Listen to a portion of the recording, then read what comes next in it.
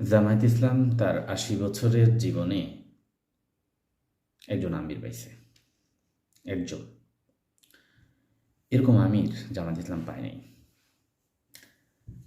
জামায়াত ইসলামের সর্বোচ্চ আসন ছিল ১৯৯২ সালে ১৮টি। বর্তমানে সেই আসন তিনি প্রায় ৮০তে কনভার্ট করছেন, অর্থাৎ ৪ গুণ। এই মানুষটাই দলটার জন্য কি করে নাই, যত নিচে নামা লাগে তিনি নামছেন, যত জায়গায় ছোট হওয়া লাগে তিনি হয়েছেন। কেউ ডাক দিয়েছে যে আমরা ঐক্য করে আসেন, খালি মনে চলে গেছে। ছোট বাচ্চাদের সাথে, বৃদ্ধ বনিতাদের সাথে, গ্রাম্যে মানুষের সাথে, শহরে এলিটদের সাথে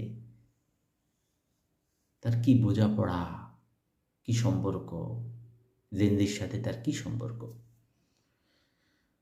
তিনি পলিসি সামিট করেছেন, তিনি অর্থনৈতিক পরিকল্পনা দিয়েছেন, তিনি এমন কিছু ইভেন্ট করেছেন যে ইভেন্টগুলো আসলে আন্তর্জাতিক পৃথিবীর মঞ্চ হয়ে গেছেন। যে জামায়াতের মতন একটা ধর্মীয় রাজনৈতিক দল এত ব্রড চিন্তা করতে পারে,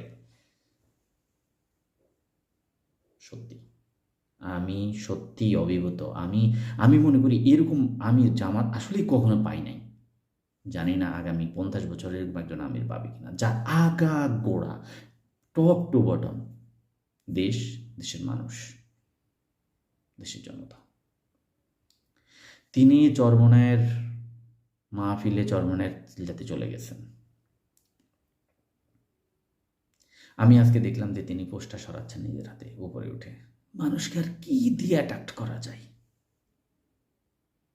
বাচ্চাদের কাঁধে চড়াচ্ছেন।